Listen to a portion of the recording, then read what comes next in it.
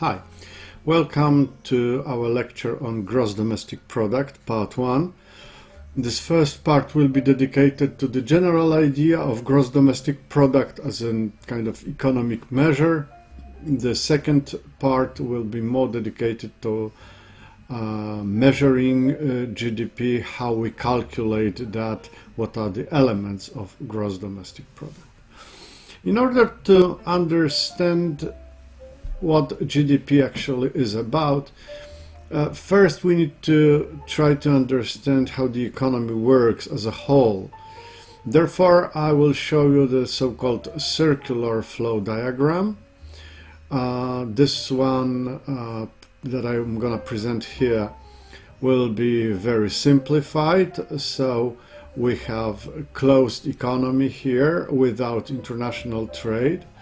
We've got economy without government. So in fact, we've got two groups of entities present here: businesses, firms, and households.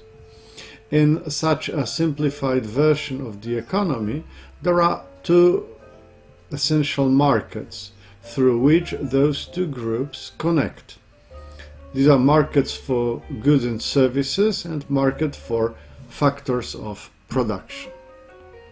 Here you have a circular flow diagram in the simplest version. On your left side you can see households, on your right side you can see businesses. As you can see, we've got market for consumption goods and services, and households create demand for those goods and businesses create supply. So all the transactions that are made in this upper market are accompanied by a flow of money from households to businesses.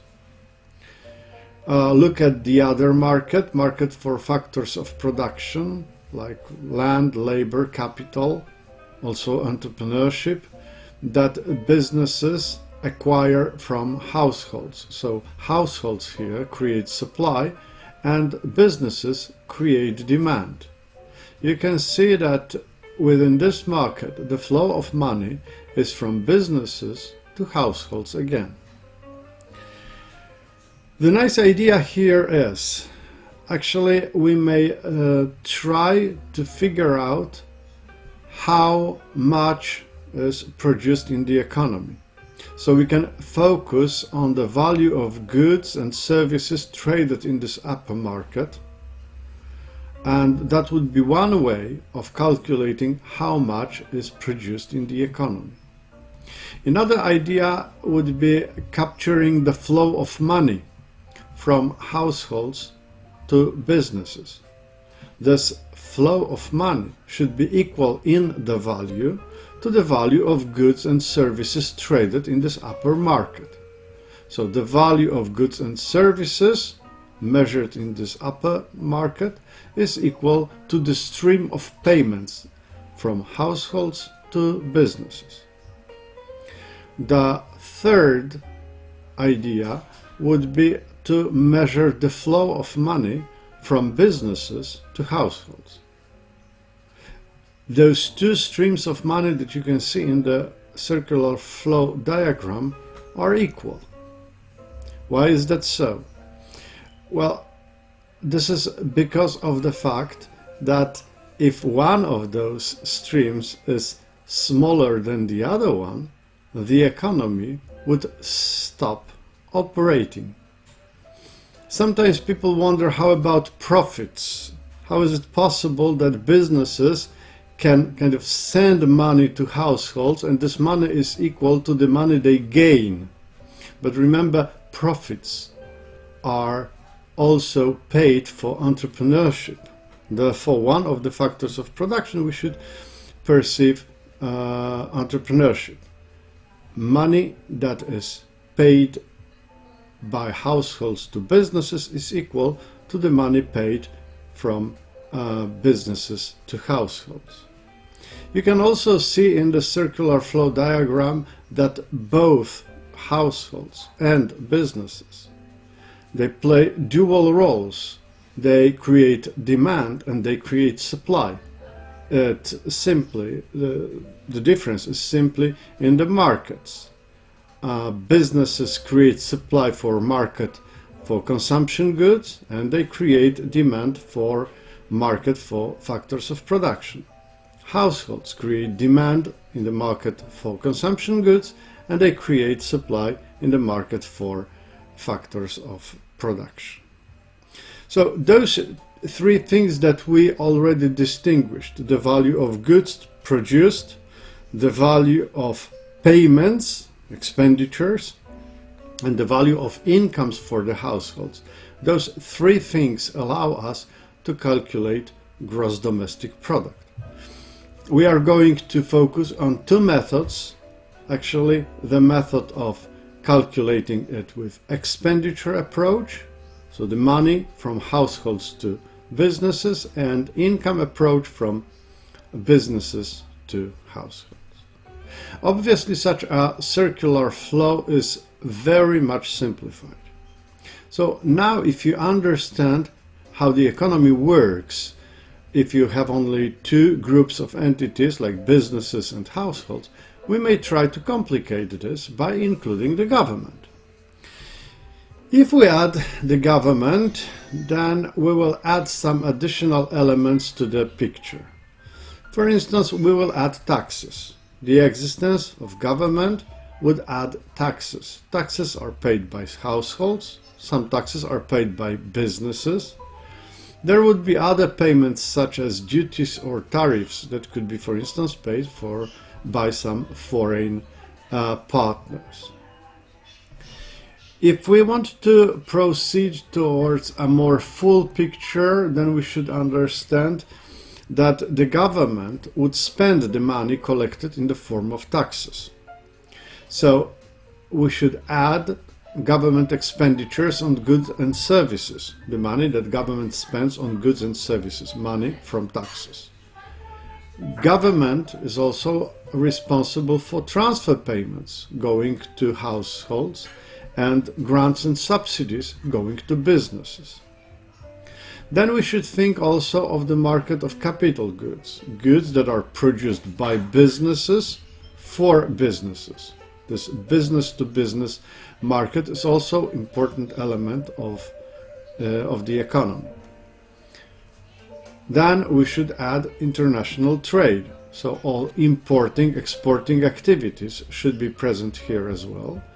And last but not least, we should include foreign direct investment. That would be more or less the full picture of the economy without perhaps the banking system, which is a slightly different story.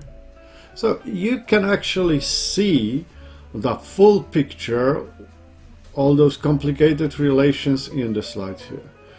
You've got businesses, you've got households, you've got government and local government, you've got also some non-profit institutions and financial institutions and insurance companies, and you also have the abroad and the contacts with the outer kind of space of the country. So that is the full picture, that is the full circular flow.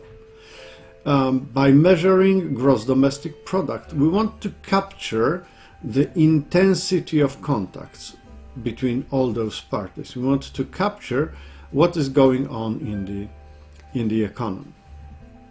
So why actually would we need to measure the level of economic activity? Well, to be able to answer this general question, how the economy is generally doing, we need one synthetic measure.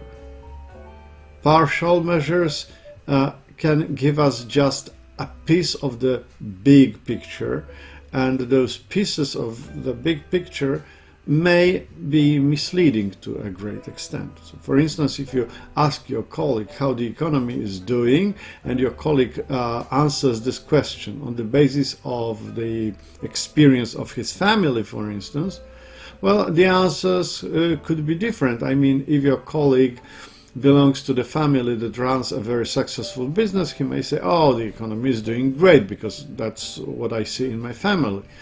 If your colleague has 2 unemployed parents, you could say, no, economy doesn't doing very well. I can see it in my family, right? So we need to cross the border and do not focus on single families or individual experiences. We need to focus on the whole economy.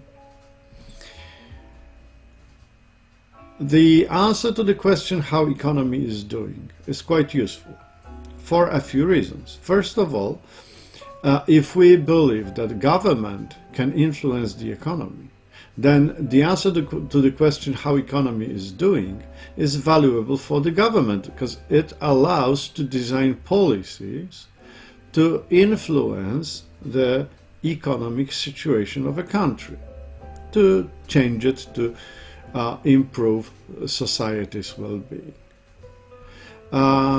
This answer to the question of how the economy is doing is also important, is also significant in the sense that we can make some international comparison between countries. We can learn some lessons from other countries, but then we need to know how they are doing, how we are doing. We have to be able to compare it. And last but not least, we can try to trace the changes in the welfare level of the country. So we can make some comparisons, how we were doing 5 years ago or 10 years ago, what happened, what we changed, what kind of policies did we use, what kind of outcome it resulted with. So this is why we need this kind of synthetic measure. And gross domestic product is one of the easiest, quite simple, relatively simple comparing to others, pretty much criticized, especially over recent years. But I believe it's gonna stay with us as one of the most important, most often used, most popular measures. So what gross domestic product is? We define it as market value of all final goods and services domestically produced over a given period of time. So the crucial elements of this definition are the red ones, the 4 of them. First of all, let's focus on this over a given period of time. Production is a flow. I mean, we can't say how much we produce now. We can say how much we produce over a week, over a month, over a quarter, over a year. So we need this time reference to say how much we produce. So calculations of GDP are usually made annually or quarterly. I don't think there is a country that would do it monthly. Several years ago, that was Ukraine that used to calculate their GDP monthly, but they gave it up, and I don't think there is a country who would do that. Gross domestic product is the market value, which means we will calculate the value of all goods and services. So money and prices would be used as a common denominator for all goods and services that we include in GDP. And market value signifies that we use market prices. So we take the prices for our calculations, we take the prices from the market. This is one of the disadvantages actually of gross domestic product, because prices are changeable, right? And we do not like things that we use for measuring to be changeable. Not all goods, as you can see, are counted as part of gross domestic product. This is market value of all final goods and services which suggests some goods are not final. We are going to talk about it in the next slide. Domestically produced, this is gross domestic product. So we do not care who actually produces those goods. For instance, we consider Polish gross domestic product. We don't care whether you are German or Chinese or English or whatever. If you produce something in Poland, that is part of our gross domestic product. Gross domestic product is a younger brother of gross national product. So the first, this kind of measure was gross national product that referred to services nationally produced. But this is kind of difficult nowadays because people travel a lot, they have businesses abroad. It would be difficult to calculate Polish national product, for instance, with so many people of Polish nationality living, working, owning businesses abroad. So we stick to domestic product and hence goods and services domestically produced. What are final goods and which goods are not final? Well, we distinguish between final and intermediate goods. Final goods are goods and services that are used for final consumption. So you could say if you buy something with the intention to use it and you are the final user of a thing, then this good is final. Intermediate goods are goods that are produced and purchased to be sold again or to be used in the production process for some other business. Such intermediate goods are used up in the production process. I mean, they disappear and they become something new. So you may imagine tires produced by Goodyear for General Motors. Those tires produced for General Motors will be put on the wheels of brand new cars and they will be sold. So they will become part of a brand new car. They will disappear. I mean, if you buy a car, then you buy a car, you don't buy tires. You buy a car, but tires are there. You need to be careful here, because we cannot categorize goods as final or intermediate depending on the type of goods. I mean, the same tire produced by Goodyear could be intermediate good and could be final. If, for instance, you need new tires for your existing car, then you buy tires to put them on your car's wheels, and this is final good. There is a difference here, right, between tires that are sold to General Motors to put them on wheels and sell together with a brand new car, and a tire that is purchased by you to put it on your own car. Why should we count only final goods and services? This is in order to avoid so-called double counting error. In fact, that's just the name, double counting, which is actually more about multiple counting.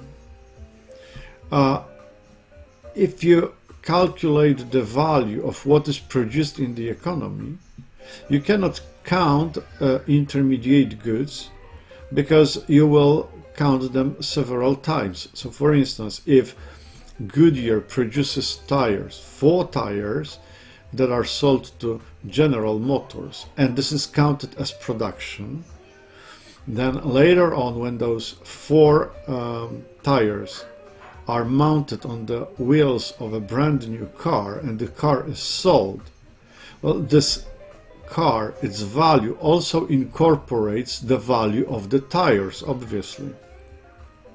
So the value of tires would be counted twice, once when they are produced and the second time when they are sold as a part of a brand new car.